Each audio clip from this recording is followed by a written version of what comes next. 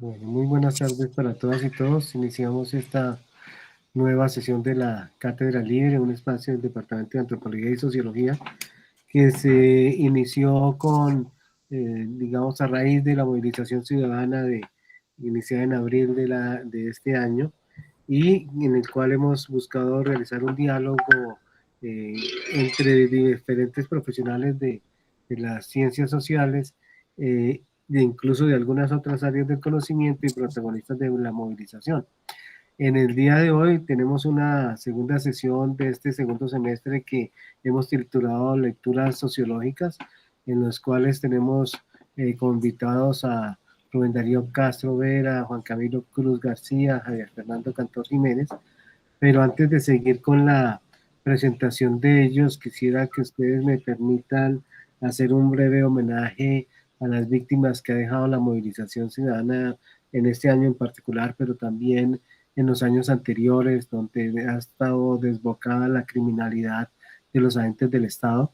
Entonces, si ustedes me permiten, quiero hacer un homenaje que ya hemos venido constituyendo como un rito con esta presentación de Victoria Sur, que me parece muy esperanzadora y muy bonita. Entonces, permítanme ustedes.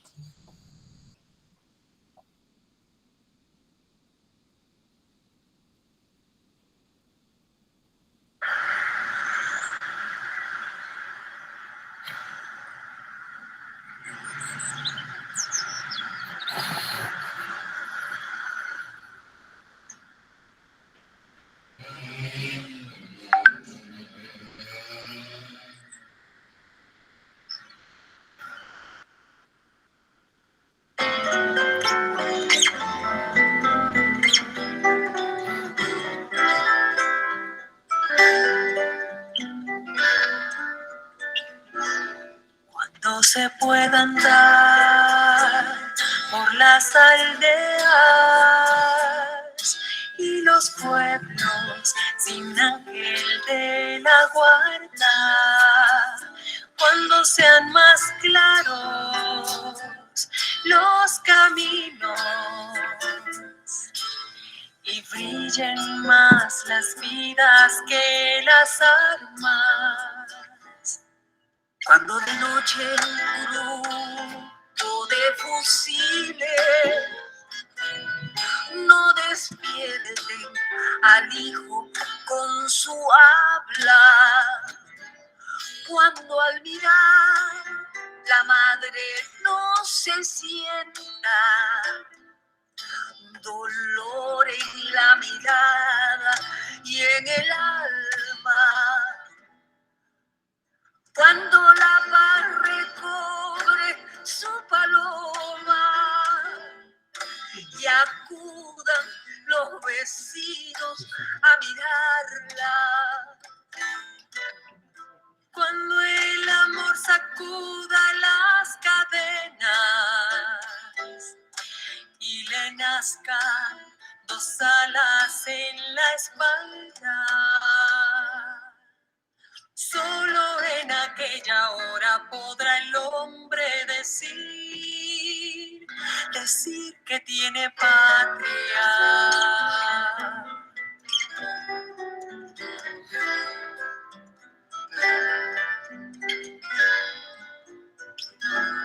Cuando la libertad entre a las casas con el pan diario, con su hermosa carta, cuando la espada que usa la justicia,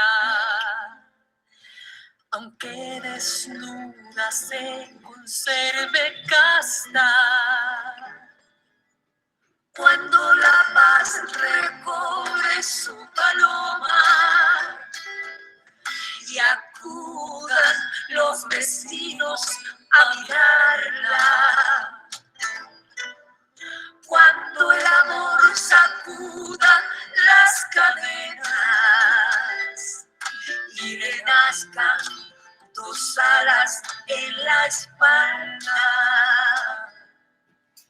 Solo en aquella hora podrá el hombre decir decir que tiene patria.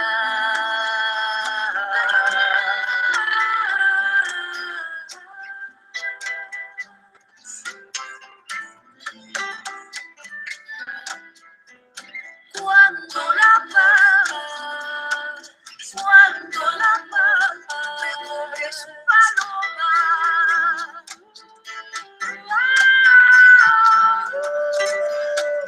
cuando la paz recobre su paloma,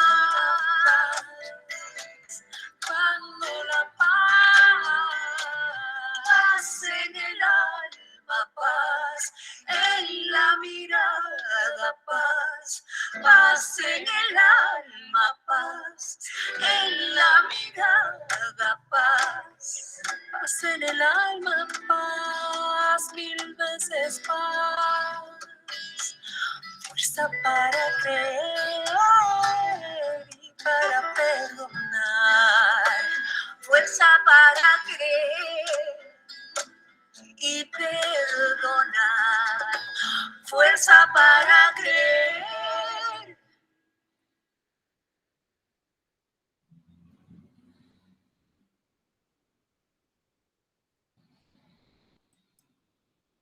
Bueno, muchas gracias por escucharnos. Ahora sí, entonces vamos a los participantes de hoy. Tenemos, digamos, desde Cali, Rubén Darío Castro Vera, es sociólogo de la Universidad Nacional, especialista en gobierno, gerencia y asuntos públicos, con experiencia de temas de vivienda popular y más recientemente con vivienda cooperativa. También está con nosotros Juan Camilo García, que es comunicador social de la Universidad del Valle, está desarrollando su maestría en estudios culturales en América Latina de la Universidad de Buenos Aires y pues digamos, tiene una experiencia tanto en la docencia universitaria como en la investigación y ha sido partícipe de los acontecimientos de la movilización social en los últimos meses. Y finalmente Javier Fernando Cantor Jiménez, sociólogo también de la Universidad Nacional, especialista en gestión y planificación del desarrollo urbano regional de la ESAP, ha sido docente de la Facultad de Sociología de la Universidad Cooperativa de Colombia y funcionario del Instituto Distrital de Participación y Acción Comunal. También ha acompañado los procesos comunitarios en diferentes localidades de Bogotá y forma parte de la organización sindical de Sindistritales. Entonces, muchas gracias a ustedes por su participación. Podemos empezar entonces con el orden acordado. Rubén, te escuchamos. Bueno, muy buenas tardes para todos y para todas. Saludo cordial y fraterno para Javier, para Carlos Eduardo, para Juan Camilo y para quienes nos están escuchando. Carlos, ¿La presentación? Sí, por favor. Vale, un momentico.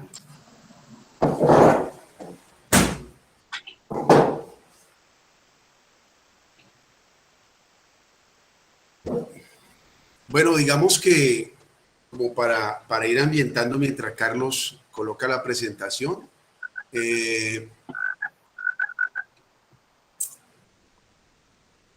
en la ciudad de Cali, el paro se vivió digamos, de una manera Ahora muy sí, perdón. particular. Bueno. ¿Ya está viendo la presentación, Rubén? Sí, pero esa no es, Carlos. Espérate, es que esto que estoy preguntando, que estoy compartiendo, perdón. Esa no es. Entonces, de pronto estoy compartiendo la que no es. Sí. Mejor aquí así. Es decir, hubo una... Exacto, ese sí es. ¿Listo? Sí, correcto. Pero coloca la primera. Qué pena.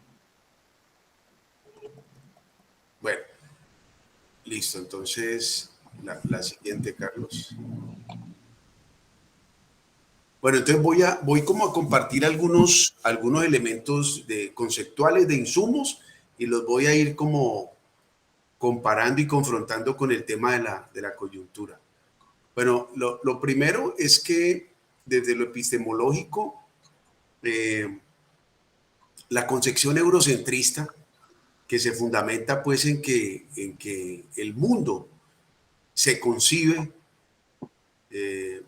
específicamente desde Europa y Estados Unidos, tiene unos elementos, por así decirlo, como improntas constitutivas. Uno es el tema del antropocentrismo, ¿sí? En donde, digamos, es el hombre como el centro del mundo, como efectivamente lo ejemplifica esa imagen que está a la izquierda, ¿verdad? Y eso de alguna manera justifica el hecho de que el hombre pueda tener una concepción de dominación sobre el conjunto de la humanidad, pero también de la naturaleza. Digamos que hoy eso está controvertido, está replanteado, y aunque para nosotros desde lo epistemológico está superado, de todas maneras hace parte de un debate continuo y permanente, sobre todo digamos en América Latina. La antítesis de eso lo hemos denominado como con algunos elementos de la física cuántica en donde todo está relacionado, ¿verdad? Los animales, las rocas, el sol, la luna, los sistemas, hay como una relación permanente, y es esa relación permanente lo que hace que sea la naturaleza el centro, y en esa naturaleza está el ser humano, ¿sí? Pero es la naturaleza, digamos, como el fundamento, y desde los seres humanos, digamos, es lo relacional, es lo comunitario, es todo ese elemento relacional que permanentemente genera tejidos, hila, con urdimbre, con trama, construye, deconstruye, es un proceso permanente, ¿verdad? Un segundo elemento es el cartesianismo, con su máxima expresión, o una de sus máximas expresiones, que es pienso, luego existo, ¿verdad? Que es una apología al racionalismo y a la razón como un único referente para poder entender y comprender la realidad. Digamos que la antítesis que se ha venido de alguna manera posicionando es el sentipensar, que es un concepto de Fals, del maestro Fals, que fue fundador del Departamento de Sociología de la Nacional con Camilo Torres y el maestro Mañaluna, Eduardo Mañaluna.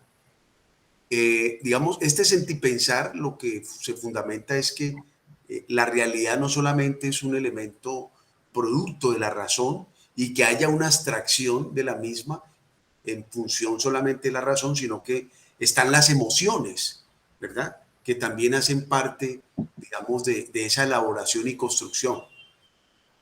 El otro elemento del eurocentrismo es el patriarcalismo, ¿verdad? El patriarcalismo visto como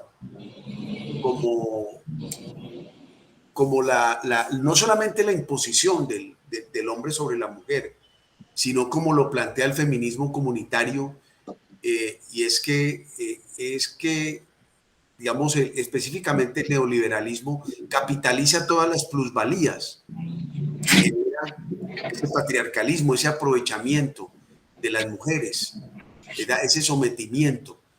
Digamos que ese elemento también tiene hoy en el mundo varias expresiones en términos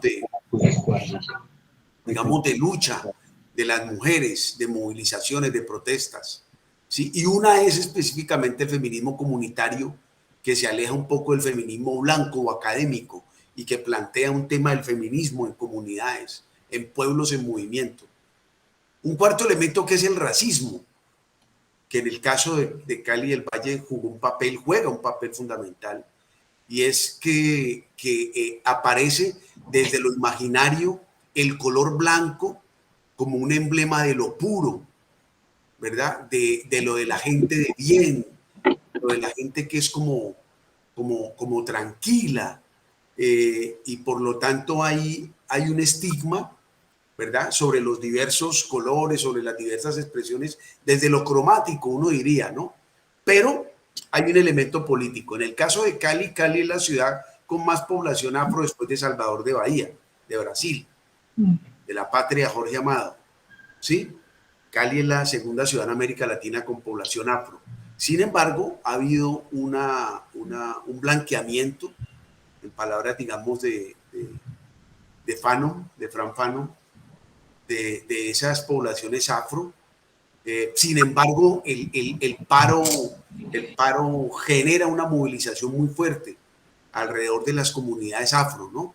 Y ahorita también vamos a ver cómo las comunidades indígenas. Y en el caso particular de Cali y el Valle y el gran valle geográfico del río Cauca, la connotación política en términos de lo que representa el colonialismo, como el hacendado, ¿verdad?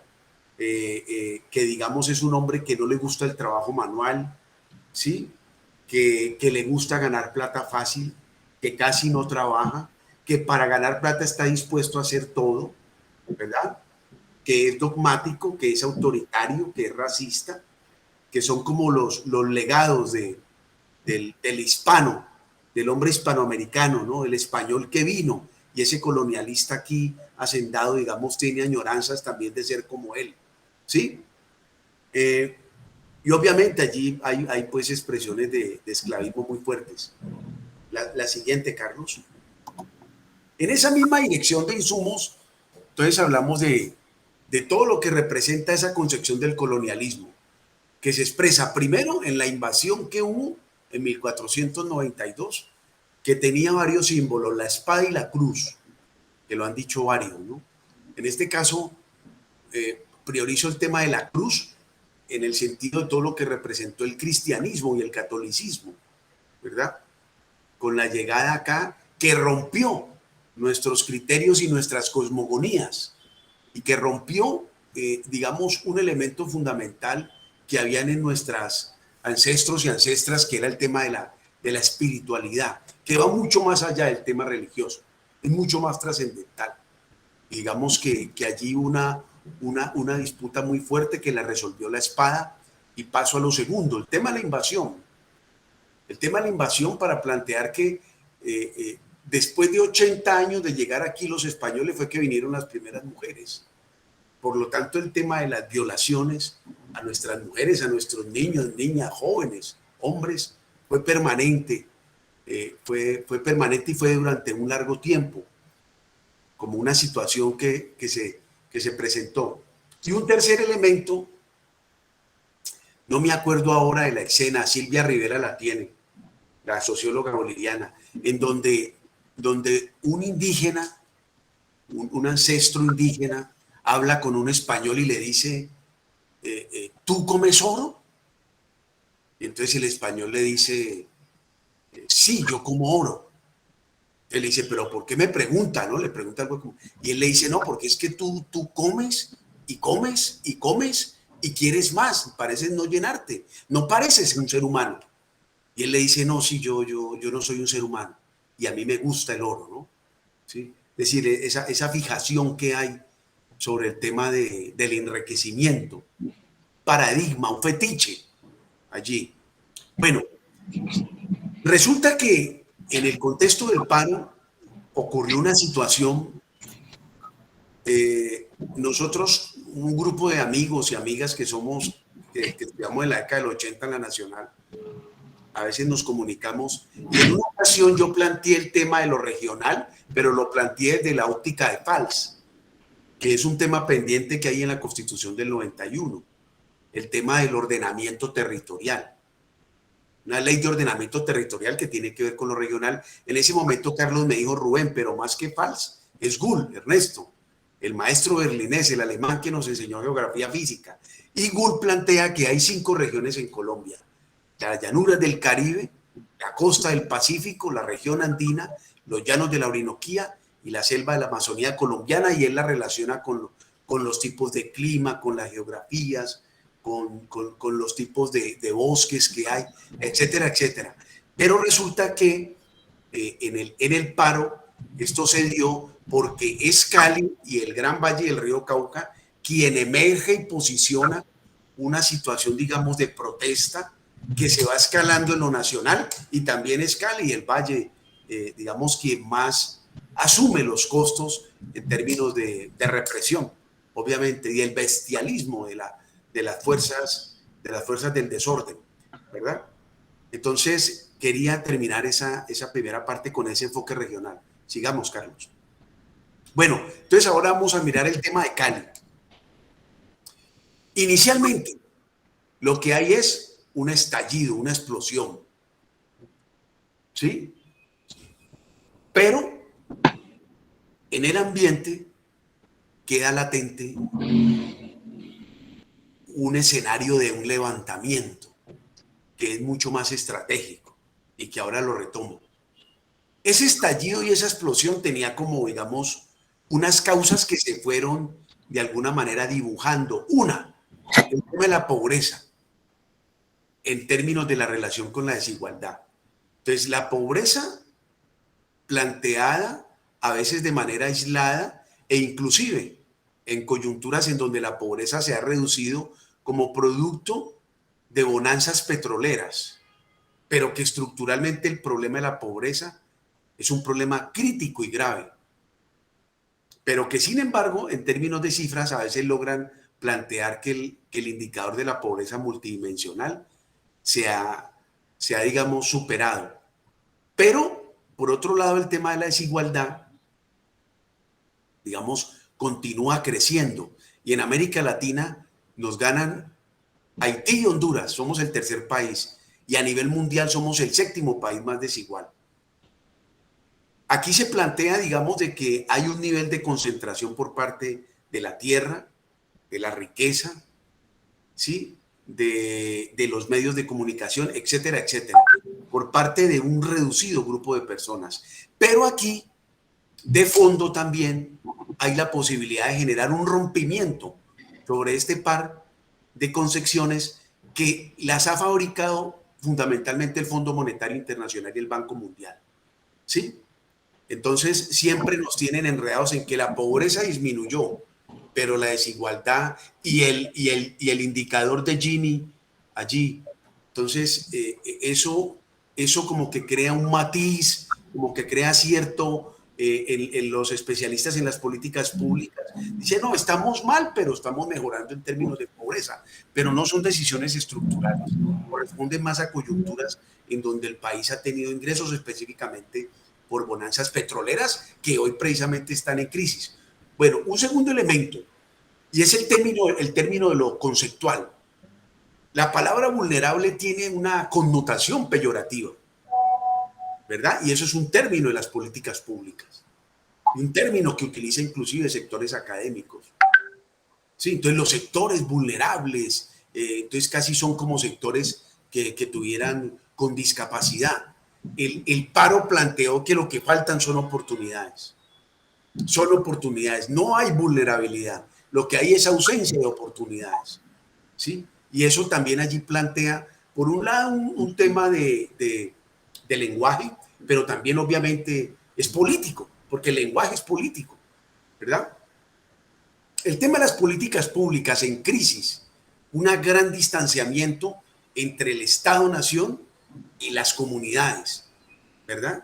Las comunidades no se sienten expresadas, no se sienten identificadas, no sienten que tengan representatividad en el Estado-Nación y en el tema de las políticas públicas específicamente, que no son lo suficientemente presentes. Entonces el paro también dejó entrever que hay una crisis en el tema de las políticas públicas. Y eso tiene que ver también con la formación académica en las universidades de toda esta cantidad de profesionales en políticas públicas que a veces lo que hacen es como matizar la crisis, ¿sí? Matizar la crisis y creer que es el Estado-Nación lo que puede resolver, pero además con una concepción a veces de distanciamiento frente a la comunidad, hecho como desde el escritorio y desde las elaboraciones, no desde de la permanencia y de lo comunitario, de estar allí en ese tejido social.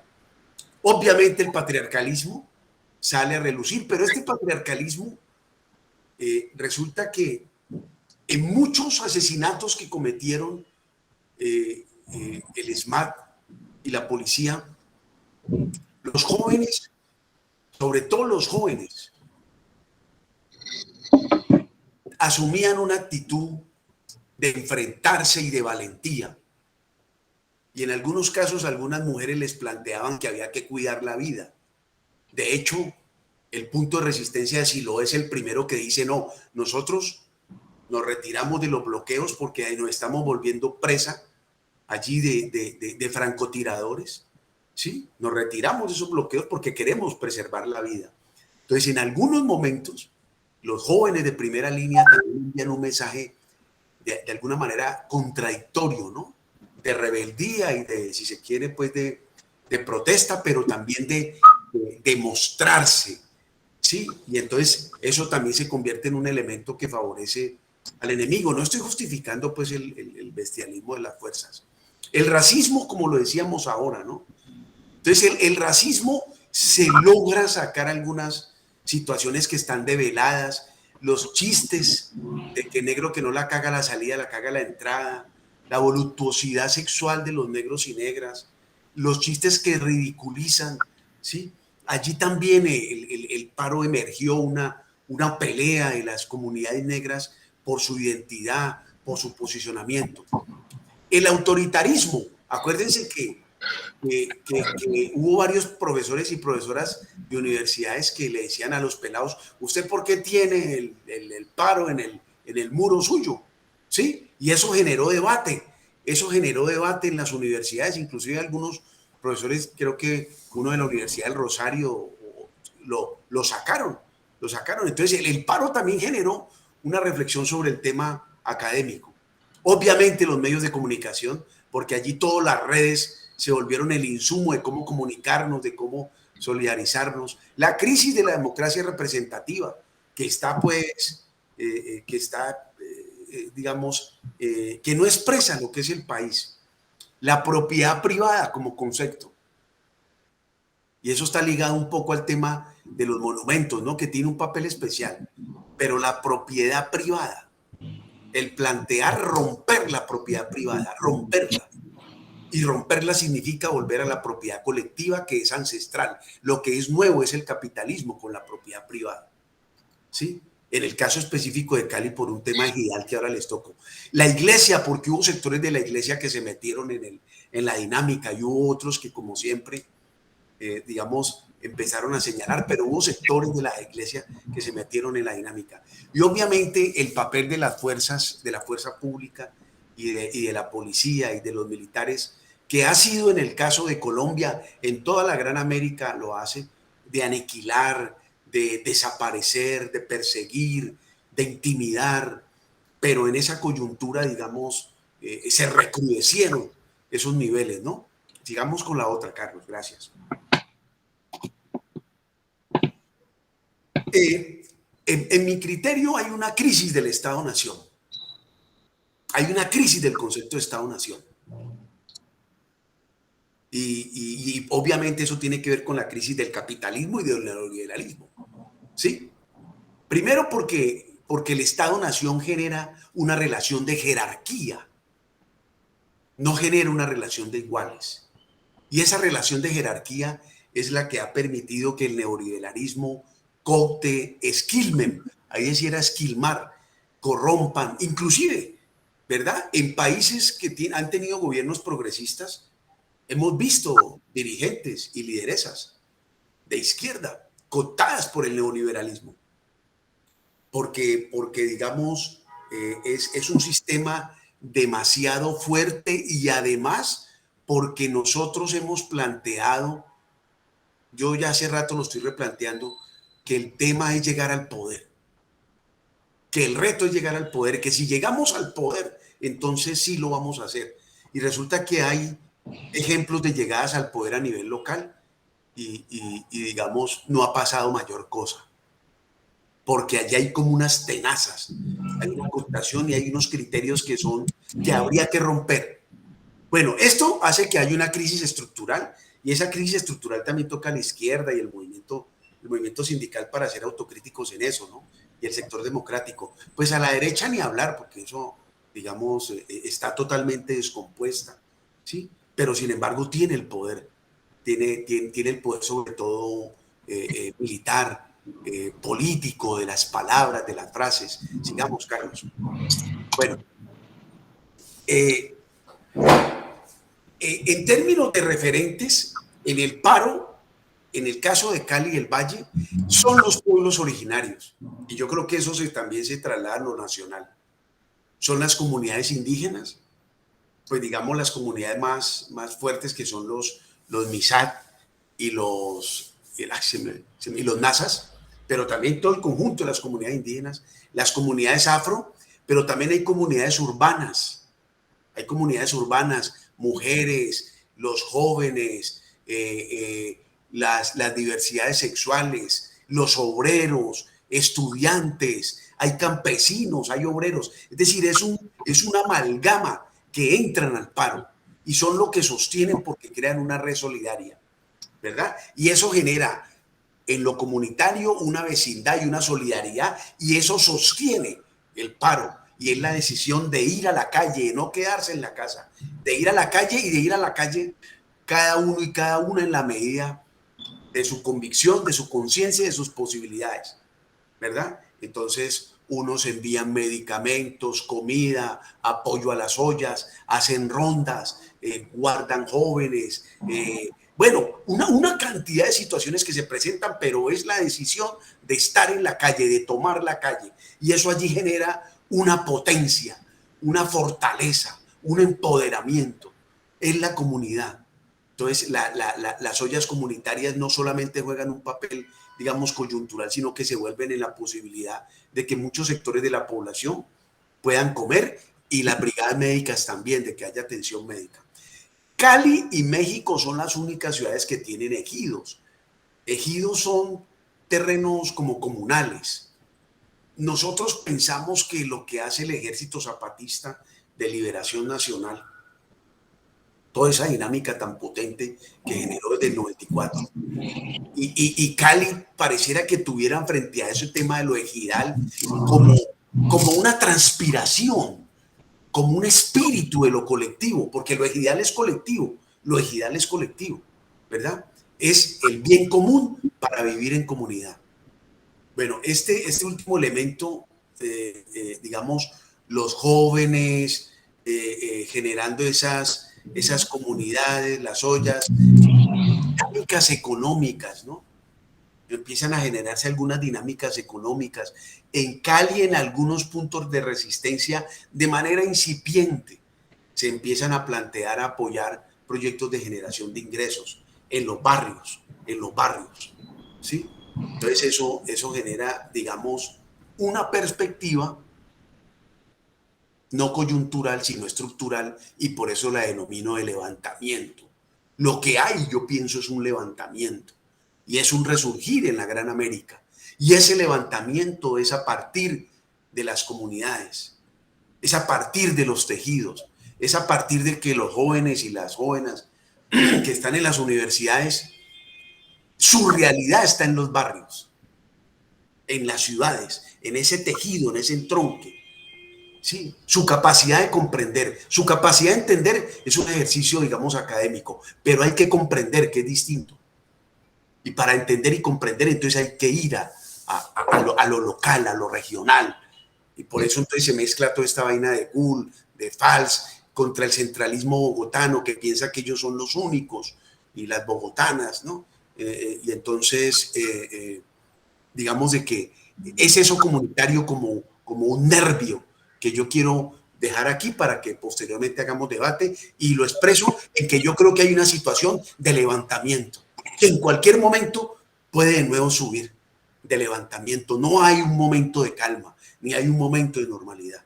Al menos aquí los jóvenes hicieron escenarios de barrio adentro, están haciendo varias escenarios, pero no son solamente los jóvenes, son las comunidades indígenas, afro, muchas comunidades están allí tejiendo, están tejiendo. Bueno, creo que ahí termino, Carlos. Joel, muchas gracias, muy amable por su presentación. Apenas con el tiempo, ¿sí? Sí, no, eso estaba mirando que está usted exacto en el tiempo, muchas gracias. No, mejor dicho. Sí, vale, Juan Camilo, si me permites un momentico, es que tenemos un problema con la transmisión de Facebook, entonces, si me das un minutico para reiniciarla, resolver el problema Sí, Dale, dale. dame un minutito. Eh,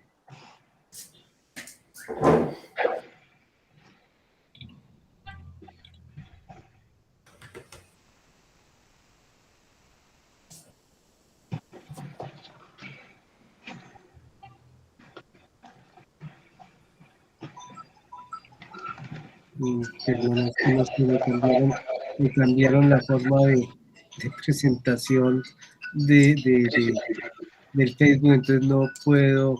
Tú también vas a proyectar una presentación, ¿cierto? No. Yo voy a hablar nada más. Bueno, listo. Entonces, si quieres, mientras tú vas hablando, yo busco resolver el problema. Juan Camilo, Listo, no hay ningún inconveniente. listo, bueno, muchas Eh, gracias.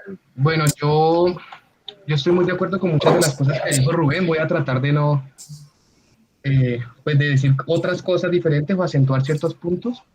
Voy a hablar un poco de la experiencia caleña, que es la que yo conozco con mayor cercanía y de la que he tenido la oportunidad de ser testigo de primera o segunda mano en determinadas ocasiones. Bueno, lo primero sería que para intentar analizar o empezar a analizar los sentidos del paro nacional en la ciudad, lo primero que hay que tener en cuenta es el contexto general de exclusión de los barrios aledaños a los puntos de resistencia, como fueron llamados los lugares de integración comunitaria. Si se sobrepone el mapa de los sectores excluidos de Cali, sobre el mapa de los barrios en los que tuvieron lugar los puntos, la coincidencia es impresionante, es casi total. Siguiendo un poco el orden de lo que dijo Rubén en sus primeras palabras, ¿no? Con el agravante de que durante la pandemia los niveles de pobreza, desigualdad, desempleo, fundamentalmente crecieron en Cali de forma superlativa, incluso en relación con el panorama general del país. Ahora bien, las causas de la explosión barrial, yo también prefiero, así como insurrección, prefiero esos tipos de términos, ¿no?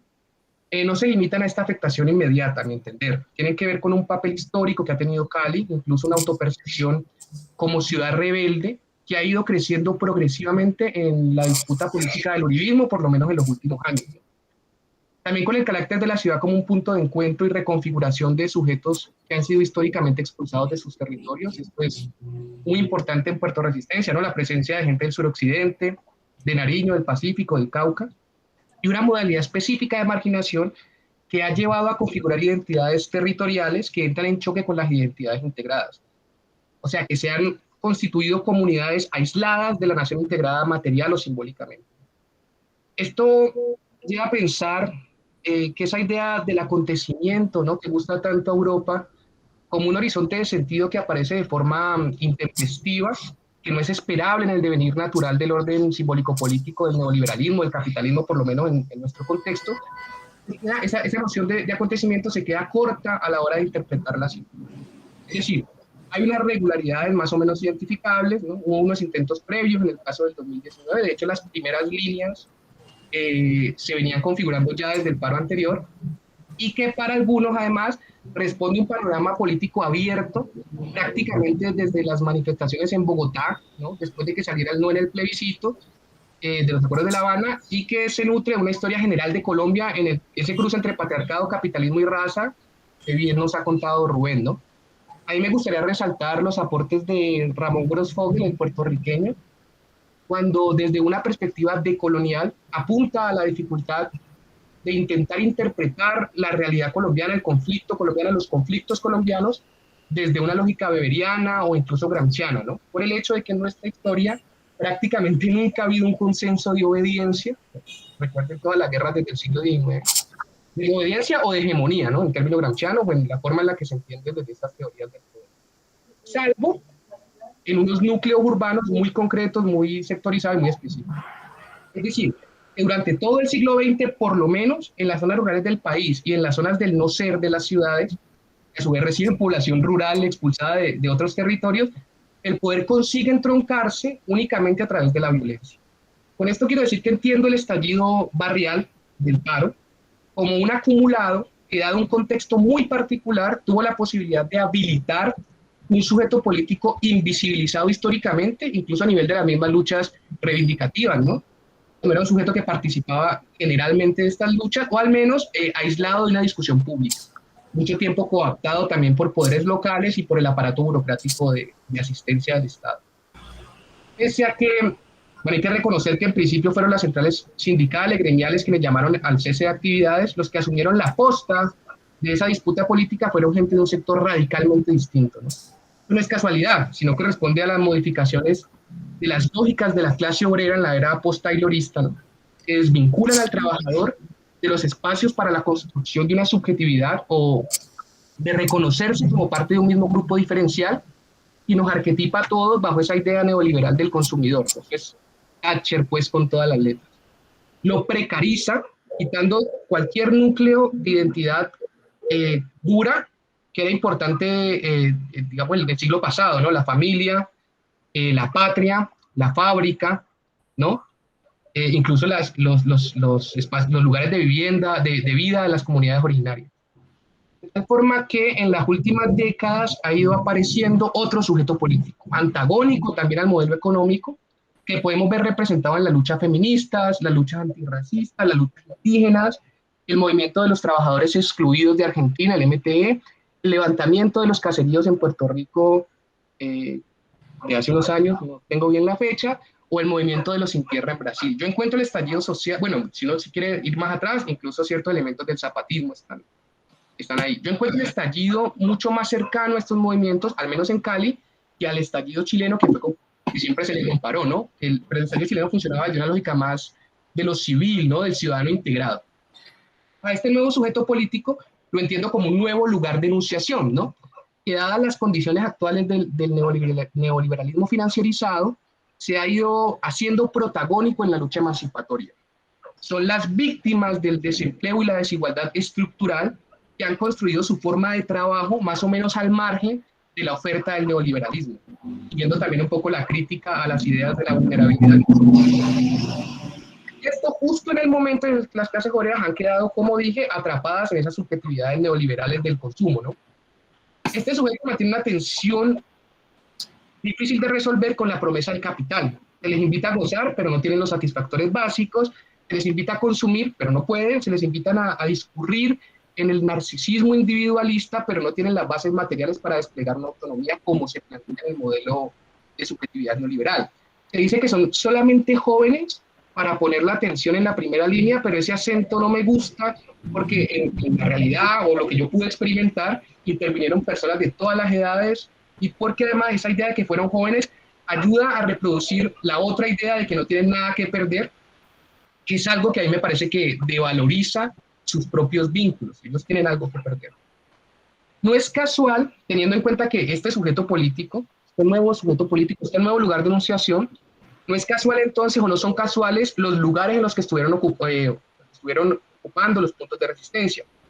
Y no es casual tampoco la modalidad de su lucha, digamos, de la forma como agenciaron la disputa política.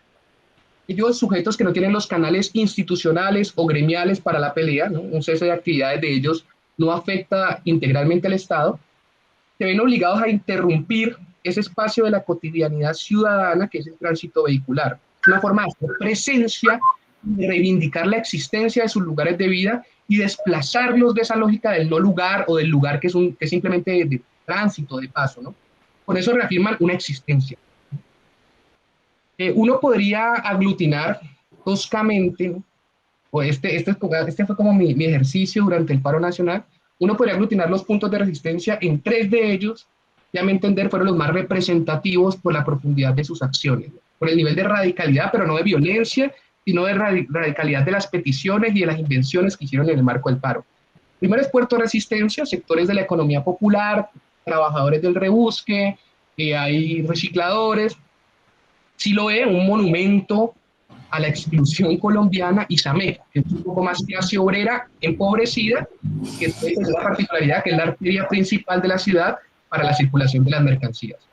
La clave es considerar los bloqueos o los piquetes no únicamente como una forma de limitar el tránsito, ¿no?, de los civiles que se quejaban, sino la demarcación de unos límites específicos para generar una suerte de zona autónoma liberada, ahí tomo a Joaquín Bey, donde ejercer de forma real el gobierno del territorio y la deliberación de las ciudades. Ahí comienza a cobrar importancia la idea de territorio como espacio para la lucha, como un espacio a remodular para la lucha, resignificar para la lucha. Por otra parte, comienza también a jugar un papel esencial la dimensión vincular del ser humano, que repolitiza los aspectos de la vida cotidiana, en tanto pues, los lugares donde ejercieron su disputa política eran los mismos lugares donde vivían, ¿no? Lo que además es una lucha esencial para este siglo, porque comienza a disputar la subjetividad misma que ha construido el neoliberalismo, ¿no? Nos deja ver un espacio en la configuración del sujeto que no logra ser capturado por la lógica trivial de consumo, el modelo de consumo, que sintetizó pues Thatcher con la frase la economía es el medio, pero el objetivo son las almas. Así. Juega también un papel esencial la imbricación, y no solo la articulación, no son cajitas separadas, sino que está imbricado de las luchas raciales, ¿no? La población de esos lugares es población racializada, la clase, ¿no? Ellos son víctimas de la criminalización de la pobreza, y el género, en la medida en que sus espacios de vida son sostenidos fundamentalmente por el trabajo de mujeres y en trabajos que tienen la particularidad de tener una relación directa con la reproducción de la vida, la reproducción de la vida del barrio. Este último aspecto es interesante porque es chévere porque rompe los límites antiguos que existían entre el mundo del trabajo y el mundo personal, ¿no? Es decir, hay una lucha en ambos órdenes y es una misma lucha. Este sujeto político que Juan Grabois llamó en algún momento la clase peligrosa. Juan Grabois es un referente argentino del movimiento de los trabajadores excluidos. Lo llamó la clase peligrosa. Nos obliga a pensar, a mi entender, nuevas formas de lo político y no solo a interpretarlo con las teorías que tenemos a la mano.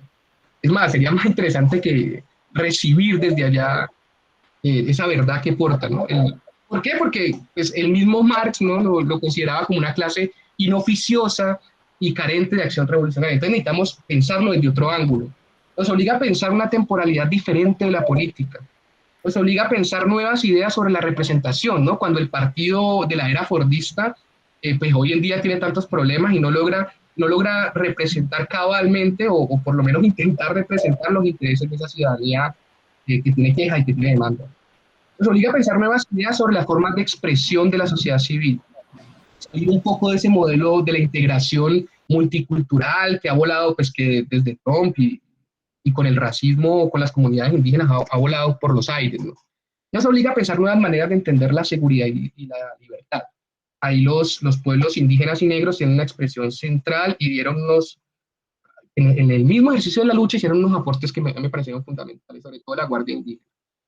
En últimas, nos obliga a idear, y ojalá ocurra, nuevas arquitecturas de coordinación comunitaria y social, más allá de las dinámicas ya un poco vetustas del Estado-Nación, canales que escuchen por fuera de los dispositivos del marketing político y que en lo posible estén agenciados por los mismos sujetos del territorio. Todo esto, toda esta pregunta que me abre, nos descalabra, ¿no? Y yo creo que por eso fue tan difícil entenderlo, nos dejó mudos. De ahí que se inventaran esa expresión de vándalo como un significante vacío que nos puso a discutir la vandalidad de las acciones, ¿no? Frente a los pacíficos, digamos, en lugar de abrir otro tipo de subjetividad, otro tipo de canal para pensar desde sus propias lógicas, desde estas lógicas que nos traen. Por ahora tenemos para analizar como las demandas, ¿no? Hay en ellas una queja al modelo económico neoliberal, eso sin duda. Ellos piden la presencia de instituciones estatales de educación, de salud, etcétera. Hay, por otro lado, demandas que remiten a elementos vitales de la vida humana, un cansancio con todo, que se manifiesta en un malestar de época frente a las modalidades de vida contemporánea y también al clima de muerte en Colombia, ¿no? En general. Y a la vez, paradójicamente, una queja contra el Estado. Hay amplios sectores que no creen en la política, que afirman directamente que no creen en la política, que con los representantes no se puede hacer nada. Y esto último me parece que debería profundizar en algún momento porque no es la lógica de los libertarios o minarquistas, ¿no? Que están andando por ahí en el mundo, ¿no? Con Vox en España o con Milei en Argentina. Yo lo entiendo más bien como una queja frente a un poder entroncado en la burocracia que ha construido una especie de país político que no interpela pues, a los pelados y a la gente de los puntos de resistencia. Ahí es interesante las ideas del profesor chileno Carlos Pérez Soto. Él habla de ese poder burocrático, que un poco también apuntó Rubén, como una clase que se ha configurado en el neoliberalismo y que disputa poder con la burguesía financiera, que se caracteriza por tener un papel central en el control de las relaciones de producción, son administrativos de acciones, gerentes de multinacionales, administradores de fondos pensionales, o los distribuidores de recursos de renta para el caso de lo público. Todo esto más allá del tinte ideológico del gobierno, ellos existen más allá de, o sea, atraviesan todas las ideologías políticas. Son empleados, ¿no? Pero por su papel en la distribución del trabajo logran acumular un poder diferencial que les permite extraer riqueza. Entonces, yo entiendo que también hay una disputa frente a este panorama que me parece que se debería profundizar para poder proponer nuevas cosas. Eso se le ha llamado comúnmente corrupción, es un término un poco ambiguo, un poco abierto, pero puede tener una explicación por este lado, sobre todo en países como Colombia, con economías dependientes de la renta. Esto lo digo porque si se quiere pensar nuevas arquitecturas institucionales, es necesario dar lugar a dinámicas de organización comunitaria que puedan hacer frente a ambos actores del expolio, ¿no? Es decir, hay que quitar trincheras a esas partes del Estado a través de la gestión del territorio por quienes lo viven. Eso es lo que nos propone el paro. De hecho, en el estallido social esto se dio. La gente de los puntos de resistencia inventó de forma muy rápida una serie de dinámicas de adquisición de recursos, que por otra parte la ciudadanía estuvo dispuesta a colaborar, aun cuando esa otra parte de la ciudadanía se estaba quejando precisamente por un impuesto. Crea modalidades de atención en salud, en principio para la primera línea y luego para enfermos del barrio de todo tipo, las ollas comunitarias autogestionadas, las bibliotecas populares, la universidad del barrio, las huertas, los mercaditos móviles, e incluso circuitos de trabajo propio, especialmente en Siloé, y espacios asamblearios para la discusión sobre lo que tenía que ocurrir en el barrio. Todos estos espacios de lo común en la producción de riqueza y en la organización territorial. O sea, hay que entenderlos de esa lógica, son espacios de lo común. Y ahí hay pues un embrión interesante, ¿no? Que vincula la economía popular, la comunidad organizada y la democracia en las calles, y que lo hace de forma efectiva, que es como la clave, ¿no? Satisface el derecho, aunque pues, ahora ha sido solamente de forma duradera, pero se pueden reproducir ese tipo de dinámicas, ¿no? Bueno, por último, me gustaría resaltar la forma en la que el estallido también desorganizó la distribución de lo sensible, ¿no? En sus prácticas artísticas y en sus manifestaciones estéticas. La posibilidad de expresar el malestar vinculó una serie de prácticas culturales por fuera de las formas instituidas e incluso invitó a romper con las lógicas de expresión estandarizadas. O sea, ya no fueron los artistas que lanzan un proyecto para que el Estado financie, sino que la misma gente pues tuvo la oportunidad de mostrar sus propias iniciativas artísticas y con ello otras formas de la estética, ¿no? Y eso hizo que se politizara el goce, ¿no? De una nueva manera, ¿no? Se invitó a participar de una sensibilidad distinta. Creo que esa dimensión sentipensante cumplió un papel esencial en el paro, porque se nutrió de unas sensibilidades ya de por sí enloquecidas por la pandemia y reincorporó elementos de lo negro, de lo indígena, desde un punto de vista que opera por fuera de las lógicas que intentan culturizar simplemente a estas poblaciones, ¿no? Esto además puede ser identificado con el malestar de los señores de la Comuna 21 que salieron a disparar. Cuando uno revisa las publicaciones del grupo donde ellos convocaban, era muy interesante que ellos mostraban imágenes de los pelados viviendo situaciones cotidianas y luego ponían frases como ahí están los vándalos, ahí están comiendo, guerrilleros. Parecía que el malestar era precisamente la existencia y su presencia, ¿no? Punto de que pues, se pusieron paranoicos viendo manifestantes donde no había. Pero también sus formas de hablar, sus formas de moverse, sus formas de vestirse, sus formas de cantar. Creo que precisamente porque esos signos que trajeron disputan a esos otros signos de la nación integrada. Yo dejaría por ahí, más adelante si podemos retomar alguna idea, se retoma, pero pues estas son mis ideas sintetizadas. Listo, Juan Camilo, muchas gracias. Bastante juicioso también con el tiempo. Nos da la posibilidad ahora de Javier, por favor, tu intervención. Muchas gracias.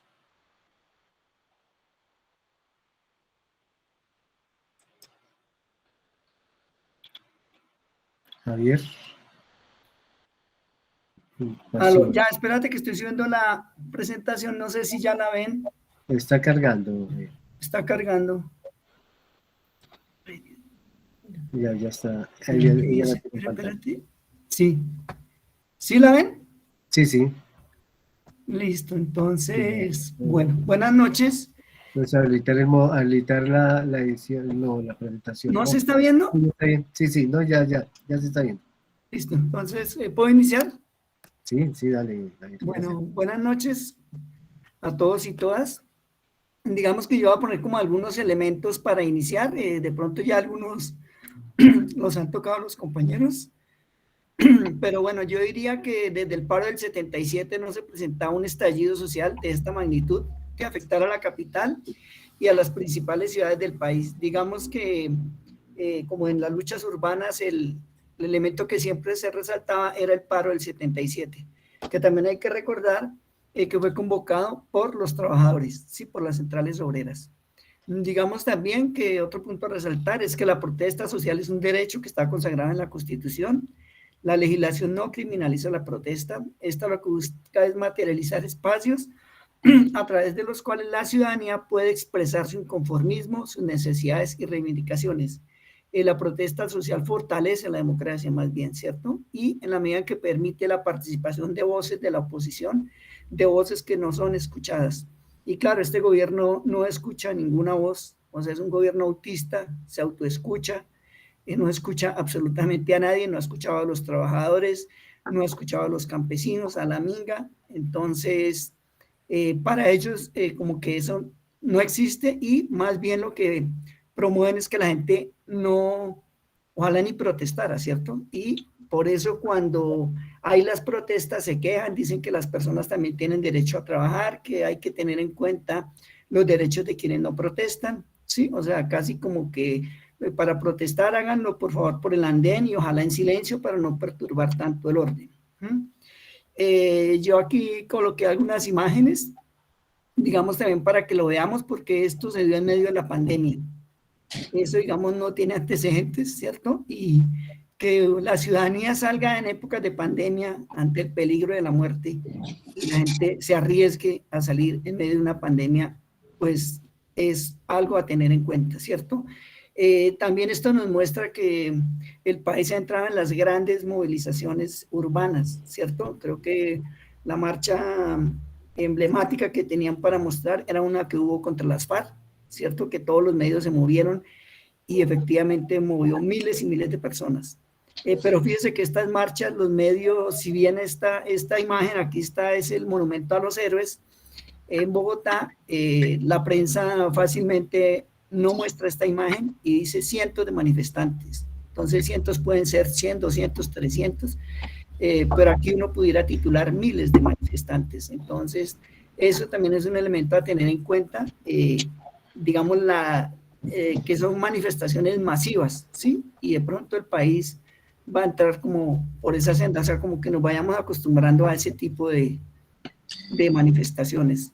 Digamos que esta situación o este estallido se venía incubando desde la llegada de este gobierno.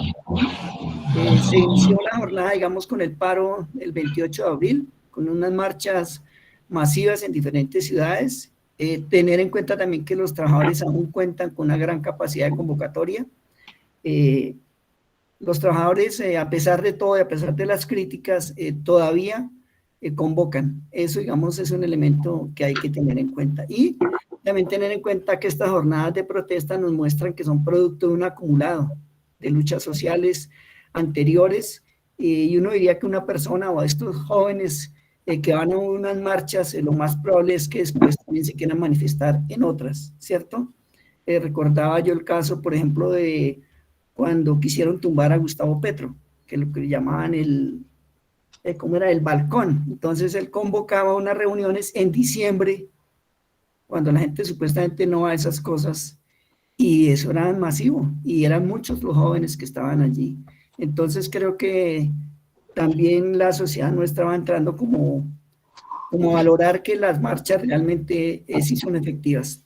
Digamos también como algunos reflejos de esa crisis, a febrero del 2020, de acuerdo al DANE, en todo el país los empleos disminuyeron en un 7.3%. En Bogotá, esa disminución alcanzó el 12.4%.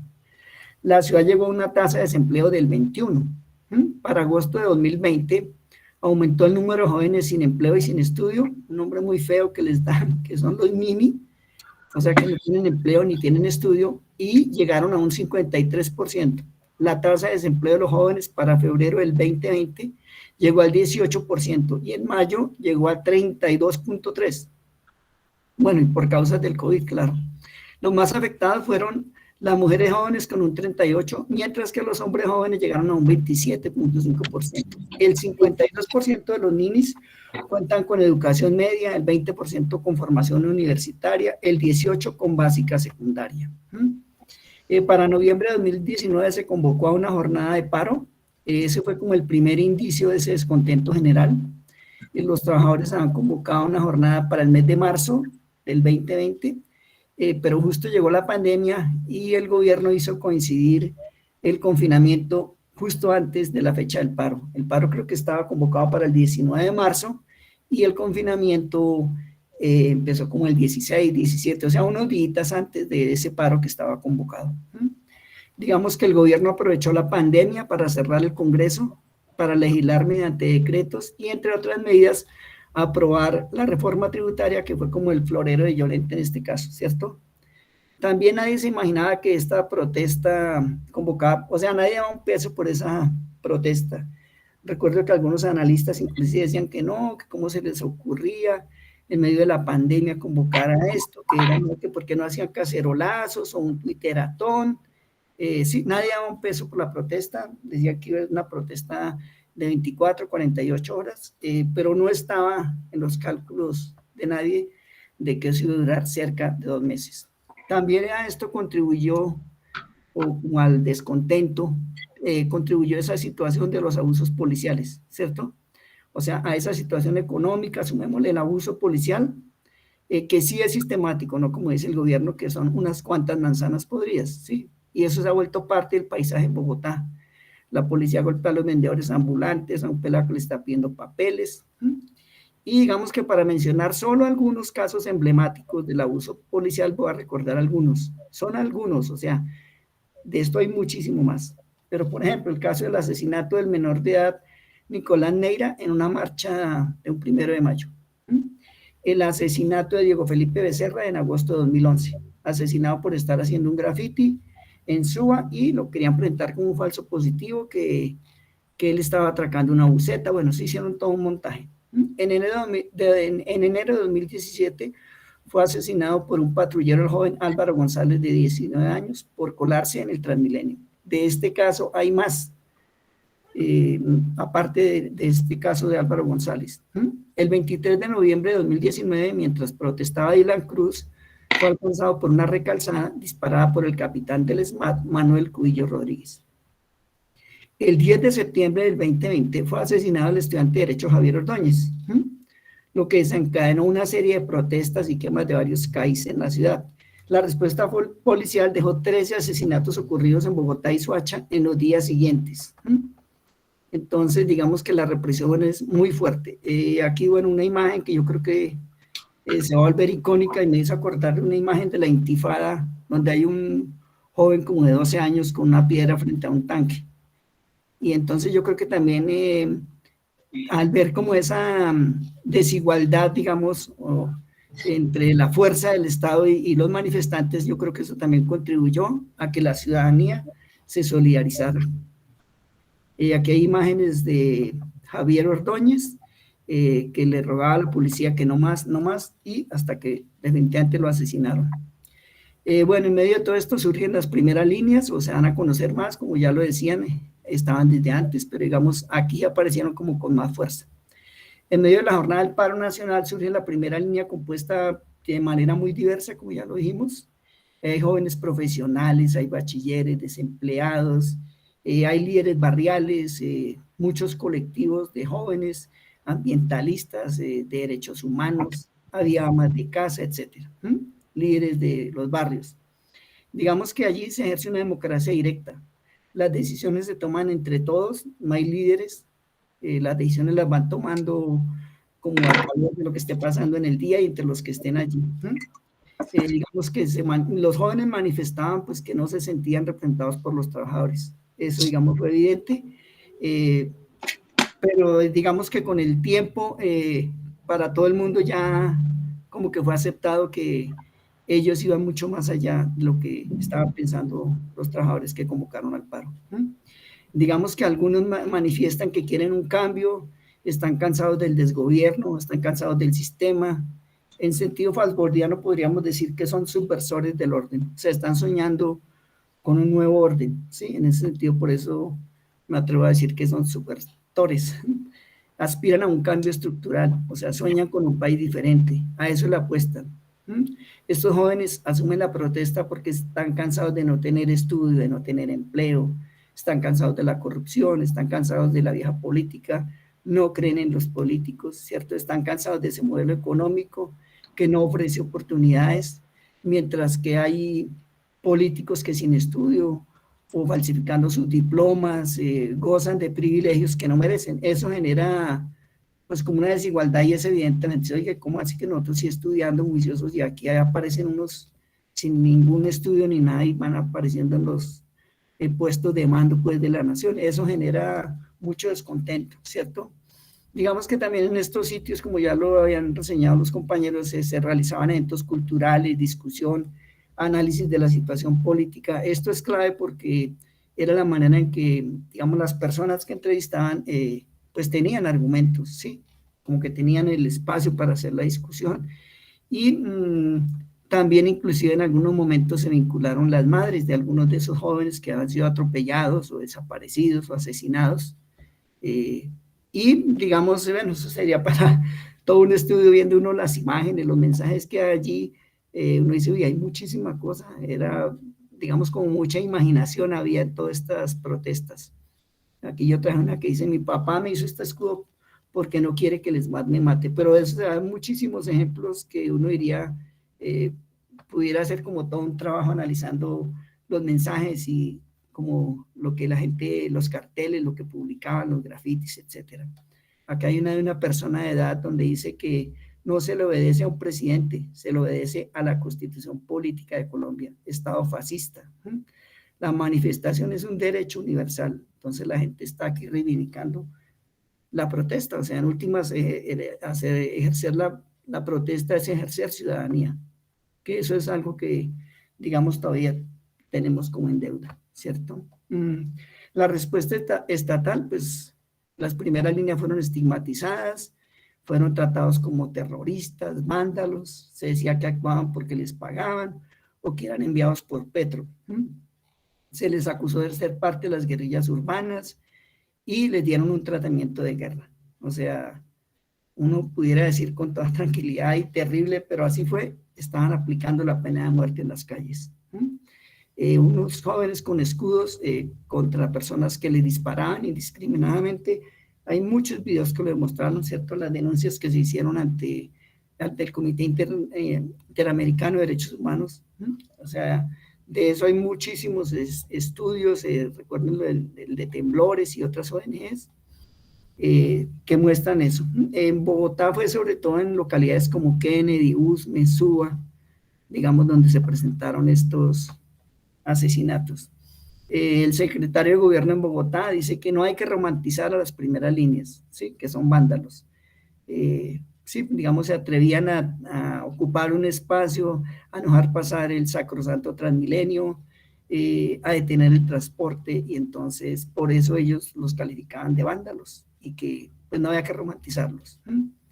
Uno diría que en Bogotá la fuerza pública pasó por encima de la alcaldesa. Yo me resisto a creer que la alcaldesa le hubiera echado el SMAT a los jóvenes, ¿cierto? Porque ya aparecía en las cámaras, solidarizándose con los jóvenes, pero lo que uno sí se puede ver es que la fuerza pública digamos, pasó por encima de la alcaldía, y ellos le hacen caso allá a sus mandos militares, no a una civil. Entonces, yo diría eso porque me resisto a creer que la alcaldesa le eche el SMAT a los jóvenes, ¿cierto? En septiembre del 2020 se registraron más de 74 asesinatos durante el paro nacional. Se presentaron homicidios, desapariciones, detenidos con cifras sin antecedentes. Yo creo que esto nos recuerda como la época de Turbay. Muchos jóvenes fueron desaparecidos en estas jornadas. En Bogotá el caso fue tan grave que renunció el defensor de derechos humanos, Andrés Hidárraga, que él, siendo defensor de derechos humanos, él mismo fue agredido 2 veces por la policía, y en las imágenes aparece él tratando como explicarle que él es de derechos humanos, y ellos como que no les importaba. Digamos como que hay de nuevo, ¿cierto? Entonces, digamos que aquí surgen nuevas formas de protesta, ¿cierto? Que están acompañadas de arte, de música, danza, teatro, batucadas, o sea, como mucha actividad cultural, ¿cierto? Aquí hay un potencial cultural que no podemos despreciar. Digamos también que resurge la lucha popular desde los barrios, desde el territorio, de abajo hacia arriba. Es una lucha también a nivel simbólico. Se renombran los espacios, monumento a los héroes, el puente de la dignidad en Usme, la avenida Jiménez, digamos, se tumbó la estatua de Gonzalo Jiménez y fue renombrada como la avenida Misac. Entonces aquí hay también una lucha desde lo simbólico. Se hace presencia en unos puntos que se bloquean y la gente se mantiene allí. Digamos, eso también es novedoso en la medida en que es permanecer en un espacio y entonces dicen que van a sacar, que viene el SMAI, tal, y la gente no se retira. Al contrario, la gente llega y se solidariza, digamos, ante esos desmanes de la policía. La ciudadanía lo que hizo fue solidarizarse. También es interesante ver que la protesta cambia de lugar. Se descentralizan los espacios de la protesta. El espacio central ya no es la Plaza de Bolívar, que era lo que típicamente uno conocía, ¿no? La Plaza de Bolívar, porque ahí está el poder, está la alcaldía, está la iglesia, está la corte y está, digamos, todo el poder se encuentra allí en la Plaza de Bolívar. Y en este caso, digamos, se descentralizó. Ya no es la Plaza de Bolívar, ahora hay marchas al Monumento a los Héroes, al Portal Norte, al Portal de Suba, al Portal de Kennedy. Hubo una inclusive a la casa del presidente, hicieron un cacerolazo, y lógico, allá si no llegó les mata. ¿Sí? Hay puntos de protesta nuevos como el Parkway, la rotonda de la carrera 50, el Parque Los Hippies de la 60, Yomasa en Usme, que hace muchos años se ha convertido como en un punto clave para estas protestas, el Portal de Kennedy, Suba. También es interesante ver que se realizan marchas simultáneas. En la última jornada había cerca de unas 30 marchas. Entonces uno dice, ve, eso antes no pasaba. ¿Sí? Y digamos, no son marchas pequeñas, en algunos casos son bien grandes.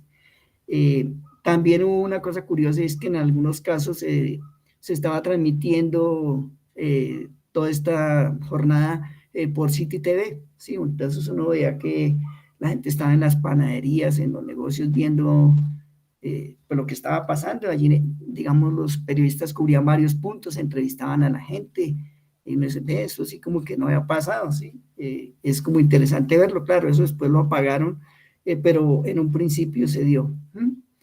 También creo que aquí hay que ver que hubo un apoyo internacional fuerte, ¿cierto? Los colombianos en el exterior se manifestaron, se presentaban marchas en varias partes en otros países, con ese que se hizo famoso, SOS Colombia. Bueno, lo que hay por explorar, no diría que más que estigmatizar las primeras líneas, lo que hay que hacer es entrar a conocer e investigar lo que pasa allí al interior. Uno diría que esas primeras líneas llegaron para quedarse, no creo que no vuelvan a aparecer, ¿cierto? Pero hay que ver eso que hay ahí dentro, ¿cierto? Allí hay un potencial del sentido de lo comunitario, de la solidaridad, de la cooperación, del trabajo entre todos. Digamos, eso es bien interesante y hay que verlo porque, por ejemplo, en el caso de Usme habían líderes comunales, mujeres que siempre han estado trabajando por su comunidad, que se fueron vinculando, ¿cierto? Estas primeras líneas además no son solo como de contención a la represión, ¿cierto? Sino que son allí adentro, hay como unos espacios democráticos, unos espacios de creación, de formación, de educación social y política, que digamos también hay que entrar y como analizar. Digamos también que para el caso de Bogotá, en los puntos donde más se concentró fue en la localidad de Kennedy, fue en Suba, fue en la localidad de Usme, ¿cierto? Donde estaban estas primeras líneas. Y bueno, como dato curioso, mientras que la alcaldía o en algunas partes decían que eran unos vándalos, había solidaridad inclusive como de funcionarios que o se acercaban a hablar con los jóvenes o a ver ellos que están pensando, ¿cierto? O entraban a ver un poquito más qué era lo que pasaba. Entonces no todos, digamos, coincidían en eso de que estaban diciendo que eran unos vándalos, ¿sí? Digamos, aquí también sería deseable que la academia haga parte de esas primeras líneas, no solo para investigar esta realidad, sino para ser parte de la acción transformadora desde el territorio, desde las regiones. Eso que alguien dio a llamar como las primeras líneas sociológicas, creo que ya hay una línea que llamaron jurídica, digamos que sirvió para que no judicializaran a muchos jóvenes o que salieron jurídicamente a defenderlos. Entonces es también posible hacer estas líneas, primeras líneas sociológicas, digamos, para que, bueno, llevar como la sociología a la calle, digámoslo de alguna manera. Es también como retomar elementos de la educación popular y de la investigación de acción participativa que contribuyan a cualificar esa lucha social, un poco en términos del maestro Valls, como ese compromiso, acción del sociólogo, ¿cierto? Y bueno, también tener en cuenta pues que se investiga la realidad no solo por el placer de investigar, sino que la realidad se estudia y se analiza para transformarla, ¿cierto? También se hace necesario ir sumando esfuerzos, seguir sumando fuerzas y esfuerzos entre los diferentes sectores de la sociedad, trabajadores, jóvenes, mujeres, vinculando a sectores como la guardia indígena, campesinos, desplazados, víctimas, seguir acudiendo a esa solidaridad internacional. Eso, digamos, también hace que se cualifique esa lucha. Que uno diría, cuando se inició el proceso de paz, lo que se preveía era que los movimientos sociales iban como a resurgir, ¿cierto? Se iban a dejar ver, porque antes nadie se quería movilizar porque no, es que son de las FARC, que eso está infiltrado por la guerrilla. Entonces me decía, bueno, si hay proceso de paz, quiere decir que todos estos grupos de jóvenes, de mujeres, trabajadores, etcétera, se van a poder manifestar, ¿cierto? La ciudadanía se va a poder manifestar. Y pues resulta que no, porque los que quieren hacer trizas la paz, pues insisten. Entonces, tan pronto empezó la protesta, o sea, más demoró en empezar que empezar a decir que eso había sido el producto de las guerrillas y tal. Y uno mirando esas primeras imágenes, uy, pero si una guerrilla tuviera ese, esos cientos que aparecen allí, pues no estaríamos en esta, ya se hubieran tomado el poder, ¿cierto? Porque lo que está, digamos, lo que está sucediendo ahora es que son muchísimas personas, estamos frente a unas manifestaciones realmente que son masivas y de pronto la ciudadanía va a entrar, digamos, como en eso, digamos, como que nos tenemos que ir acostumbrando a ese tipo de manifestaciones, porque, insisto, las personas que van a una protesta después saben que volverán a otra, ¿cierto? Y ya saben que el Estado, como no los escucha, digamos que la manera de participar sigue siendo la protesta, la manera más efectiva de participar. Hay una crisis de la participación que también es bueno que entremos a mirar, ¿cierto? Se dijo que la carta política nuestra, ya dejamos de ser una república, un país de la democracia representativa para entrar a ser de la democracia participativa. Y eso todavía está en deuda. Y tan es así, pues que lo que realmente incide, la forma de participar incidente, sigue siendo la protesta. Si fueran esos espacios que se abren, digamos, jurídicamente, pues tal vez no habría tantas manifestaciones, tantas protestas. Pero eso lo que nos está mostrando es que también hay una crisis de la participación. Aquí también dejo una foto que habla de lejos de mi amado país, pero no indiferente. Ese SOS por Colombia, yo creo que por primera vez casi que las marchas que se realizaban acá se estaban viendo en simultánea en muchas partes del mundo. Pues yo dejaría ahí, compañeros, y pues les agradezco y bueno, pendiente de las preguntas y de las inquietudes, etcétera. Muchas gracias. Javier, muchas gracias, No muchas sé cómo gracias. estuve de tiempo. No, estuvo muy bien. Le quedó un minuto, Javier. De pronto, entonces ahora en las preguntas lo podría retomar. Muchas gracias a Javier, a Rubén, a Juan Camilo por sus intervenciones. Creo que hay mucho que comentar, pero primero veamos a ver si las personas que están aquí en este Google Meet tienen algunas preguntas, quisieran hacer su intervención. Estaba mirando también en el Facebook que logramos finalmente hacer la conexión, pero no veo allí, entonces no sé si de pronto alguno de ustedes, los que están aquí presentes, quisieran hacerle alguna pregunta a, a nuestros ponentes de hoy.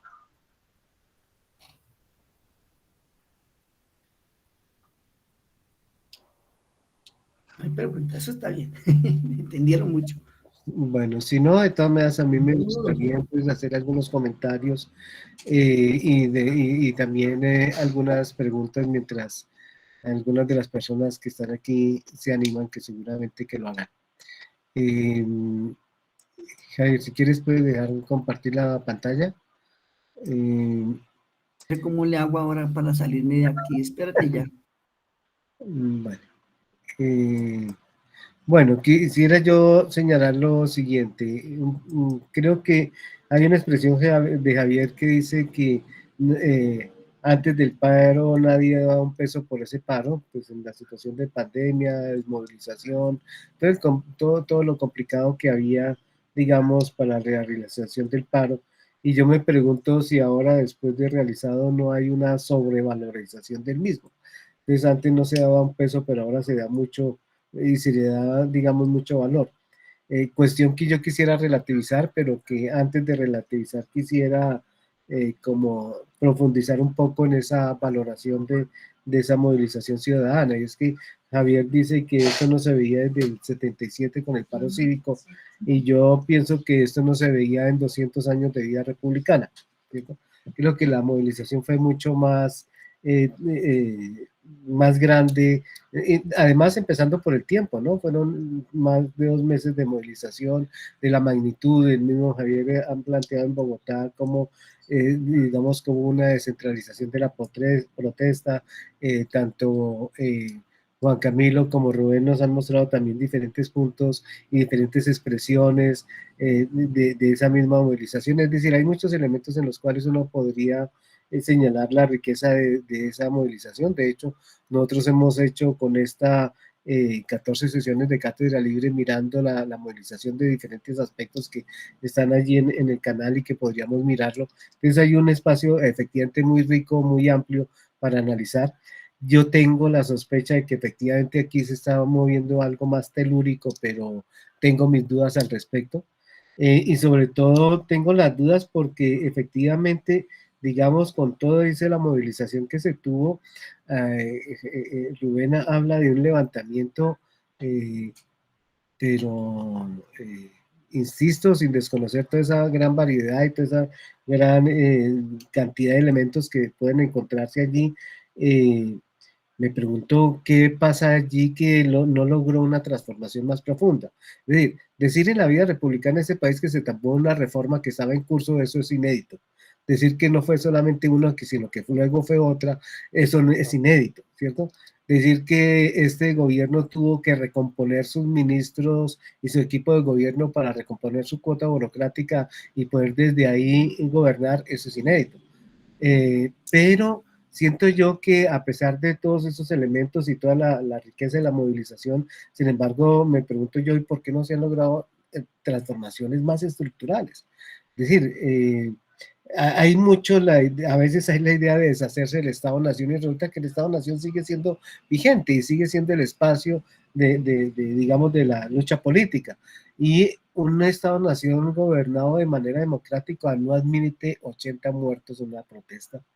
Un Estado democrático no admite que se torture, que se viole a las muchachas, ¿cierto? Un Estado democrático no admite que se saque a los ojos, no admite que en último su fuerza policial haya sido convertida no en un instrumento militar, que eso venía de tiempo atrás, sino que su fuerza policial terminó siendo convertida en una fuerza sicarial, ¿cierto? Es decir, una actuación, Javier, es una institucionalización de la pena de muerte de la manera más descarada, ¿cierto? Sin debido proceso, de una ejecución extrajudicial sin debido proceso, transmitido en vivo, en directo, respaldado por el presidente de la República. Y pues me da pena con Javier, pero yo sí pienso, y ahora con la militarización de Bogotá, con alcaldes como Bogotá, es decir, con la militarización me pone más en evidencia que hay una complicidad de la alcaldía de Bogotá en esa masacre que se tuvimos durante 2 meses. Entonces, desde ahí me pregunto qué pasa, ¿cierto? ¿Por qué la transformación no logra mayores impactos, reconociendo que hubo elementos muy importantes, y cómo pensar efectivamente que, digamos que esto aquí hay que había condiciones y había posibilidades para incluso exigir la renuncia del presidente de la República, y como que el mismo movimiento se asustó de su propia capacidad y no logró hacerlo. Entonces la pregunta sería eso: ¿cómo ven ustedes, digamos, reconociendo todas esas fortalezas, reconociendo la riqueza de esto, reconociendo la fuerza de la represión, pero por qué no se logran transformaciones más estructurales? Insisto, intuyendo que en el fondo esto está una cosa que se mueve más a largo plazo, más telúrica, pero sin embargo aún no logra, digamos, encauzar todas esas fuerzas hacia unas transformaciones que podrían haberse dado, como por ejemplo en este caso de la idea de un cambio de gobierno que perfectamente se hubiera podido dar. Claro, ahí el problema de la representación política, no la representación social, sino la política. Los partidos políticos de oposición no supieron qué estaba pasando y no supieron cómo reaccionar, que eran los llamados a canalizar todo esto. Pero no sé ustedes cómo ven el asunto. Falta organización social, aquí hay mucha espontaneidad, coincidieron muchas peleas que se estaban dando de manera parcial. ¿Cómo verían ustedes esa idea de por qué no no se ha logrado una transformación estructural de mayor dimensión hasta el momento? No sé en qué orden, si de pronto seguimos el mismo orden, de pronto Rubén, Juan Camilo y luego... Empecemos al revés, empecemos Vamos. por Cantor, Juan Camilo y yo. Bueno, vale. A ver, hágale, Javi.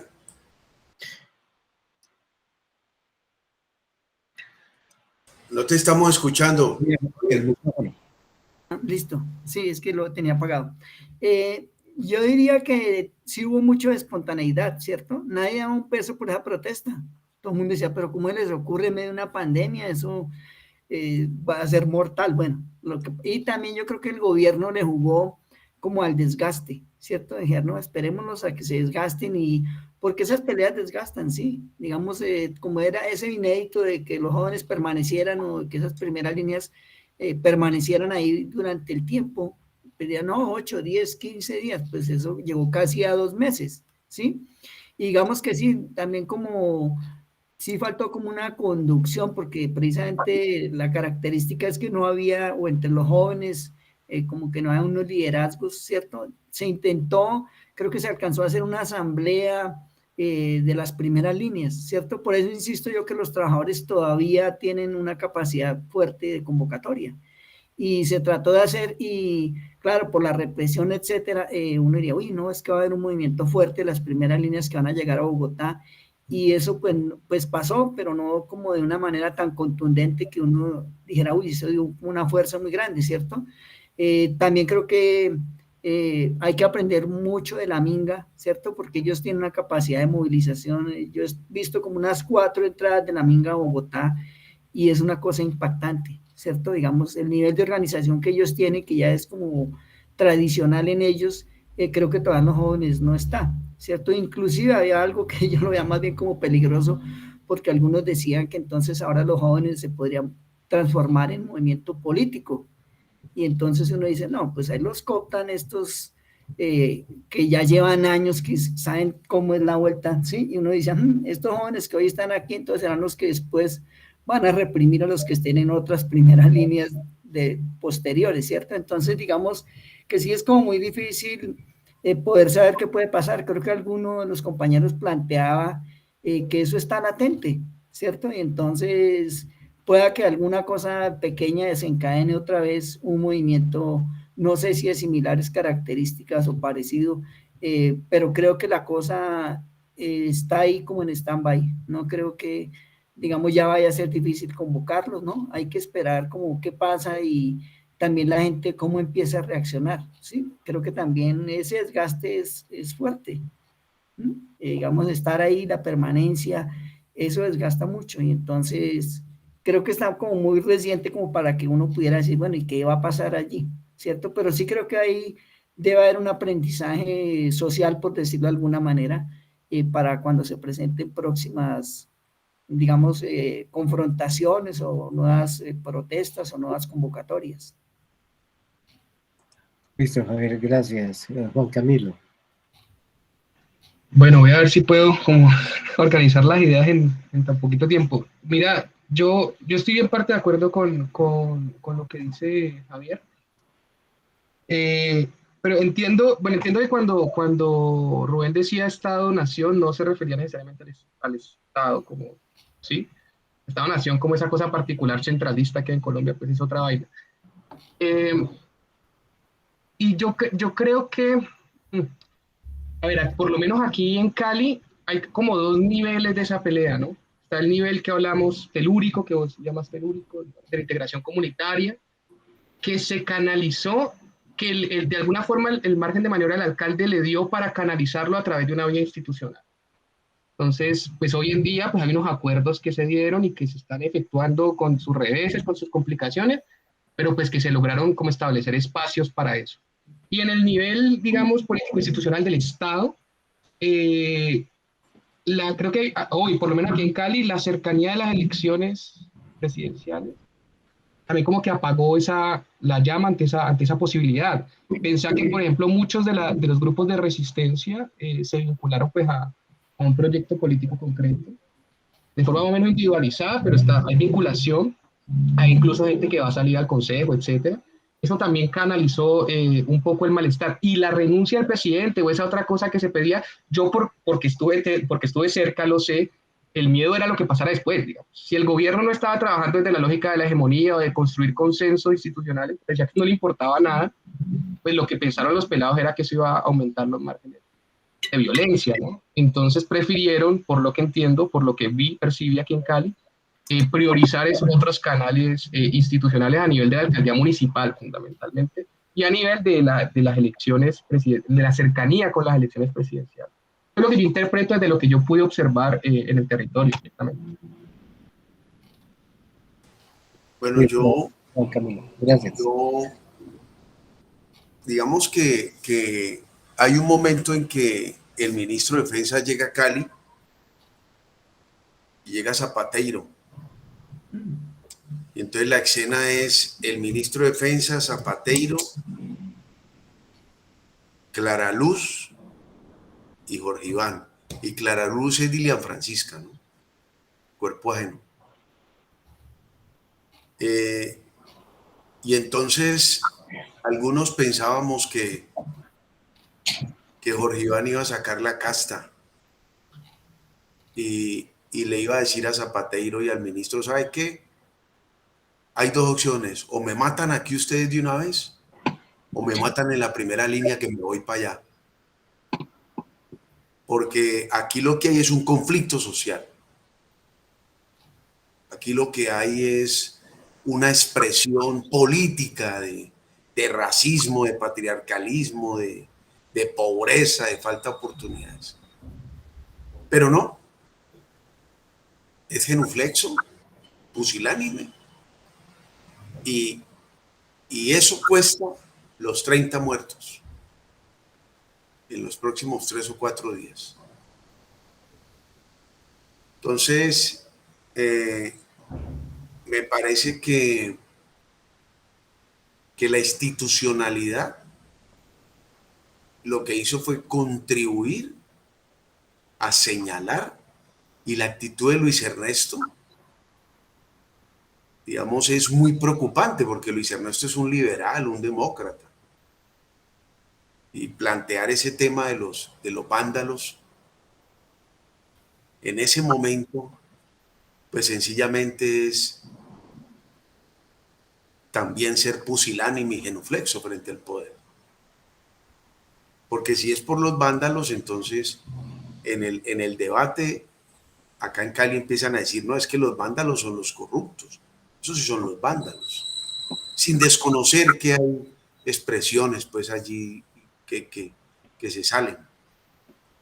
Entonces yo diría que ese elemento de lo institucional de alguna manera contribuye a que los niveles de represión se aumenten y entonces el miedo de nuevo aparezca en el imaginario colectivo, el terror, que es una permanente en nuestra historia. En toda la América hay masacres, los milicos siempre matan, desaparecen, toda la Gran América, pero Colombia tiene una particularidad allí, ¿verdad? Y es lo que decía el viejo Estanislao.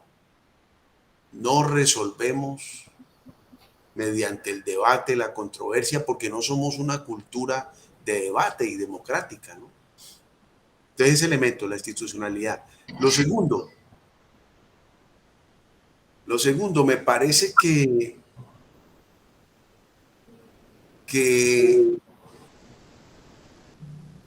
hay un sector de los jóvenes que no logra romper con el concepto patriarcalista. Y entonces se expone y se refuerza con la idea de que la vida no vale nada, porque ni estudio ni trabajo. Y me parece que eso golpea el movimiento, lo golpea, lo debilita. Y algunas mujeres plantean en medio del tropel que eso no es lo que hay que hacer, que hay es que protegerse, que hay que estar en el bloqueo, hay que estar, pero que no hay que tener como esa actitud, digamos, de héroe, de mártir, mesiánica. Entonces, yo me acuerdo que hay un joven aquí en la luna, en la autopista, y levanta las manos y le dice a los policías y tal, y él allí, el muchacho andaba en bicicleta, y ¡pum! Lo matan, hermano. Lo matan. Man, pues, entonces me parece que ese elemento tiene un peso en términos de las consecuencias y de los impactos en el imaginario colectivo y del miedo. Y en el caso de Cali, que es solamente en Cali, ahora Juan Camilo lo mencionaba, no es la Comuna 21, la Comuna 21 es de Cepaz, Juan Camilo, la Comuna 22. Eso, la Comuna 22, perdón. Sí, es que en la Comuna 22, ese sector, digamos, algunos dicen que emergente porque es Ciudad Balín, entonces les dicen que son mafiosos. Sí, sí, pero no son ellos los que siempre han asesinado.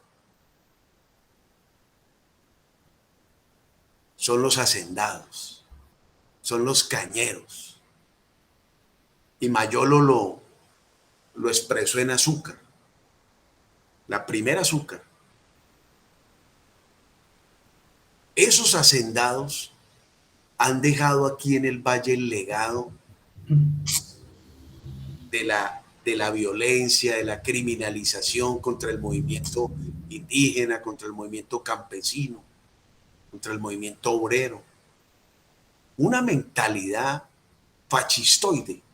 Y entonces esa mentalidad fascistoide la cogen los actores que ahora hay, que son actores que por la coyuntura tienen el tema del narcotráfico. Sí, tiene el tema del narcotráfico. Más allá. Entonces, digamos que esos grupos efectivamente se organizan como paramilitares y empiezan a golpear y a responder y a decir y esos grupos son los que agreden la minga indígena y hieren a una compañera que afortunadamente pudo salir adelante. Y los de la minga, como toda la vida han tropeleado, no le tienen miedo a las balas, ¿no? Toda la vida, allá están peleando. A esta hora, mientras nosotros estamos aquí, ellos están allí en el Cauca recuperando tierra y peleando. Están dándose el esmato, esos manes dándole bala. Ellos están en esas, toda la vida están en esas, recuperando, porque son. Entonces me parece que ese elemento jugó y allí la institucionalidad no salió. De hecho, ese personaje ni siquiera está encausado pues por la fiscalía. ¿Sí? Se man anda en Miami, quita el Borondo, anda por aquí por Cali diciendo que va a quitar eso. Me parece que eso jugó. Y Carlos, hay un elemento que pienso que tocaría analizarlo más detalle, ¿no? Casi como sabuesos. Nosotros los sociólogos tenemos muchos de espías, ¿no? Y las sociólogas, casi como Scotland Yard.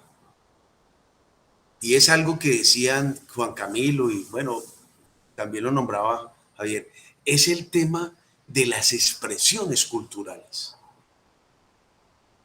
Ese tema de las expresiones culturales, digamos, rompió el tema clasista rompió, lo superó, porque no solamente fue una expresión de una clase, como acá en Cali tuvo un sesgo clasista, sino que convocó diversos sectores de la sociedad, ¿sí? A hacer muchas cosas, esas grandes movilizaciones. Yo por eso pienso que hay algo latente, hay algo allí latente, hay algo que está fraguándose. Yo no podría decir, porque ahí sí yo con mi crítica al cartesianismo, pues no podría acudir a la razón, acudo más como al tema de lo de Fals, del sentipensar. Pero me parece que allí hay como algunos elementos que nos pueden decir, se hizo, se logró, avanzamos y faltó, ¿verdad? Pero eso está allí, eso está allí. No sé hasta qué punto el tema de la coyuntura presidencial puede jugar allí, ¿no? Realmente no sé. Bueno, yo dejaría allí con el ánimo de que miremos a ver si hay posibilidad. Rubén, muchas gracias. Veamos, no sé si alguna otra persona se anima, todavía tenemos unos minuticos. Si no, no veo así como el ánimo de la intervención. Yo quisiera renovar de nuevo los agradecimientos a Rubén, a Juan Camilo, a Javier. Me parece que la sesión de hoy ha sido muy interesante. Tenemos diferentes perspectivas que nos enriquecen el diálogo. Creo que efectivamente, como lo señala Javier, esto se trata de un proceso de aprendizaje. Y entonces me parece que es parte, digamos, de la función nuestra poder hacer este trabajo de contribuir a ese aprendizaje, a la comprensión de lo que está sucediendo y comprenderlo sobre la marcha, lo cual no es fácil. A veces se piensa que hay que tomar distancia, pero yo prefiero ser terco y pensar que es posible también hacer sociología sobre la marcha en caliente y en esa manera de diálogo con los participantes. Entonces, agradecerles sobre la marcha y en la marcha. En la marcha, en la movilización, movilizados también. Entonces, creo que yo tiendo a pensar efectivamente en la idea del aprendizaje social.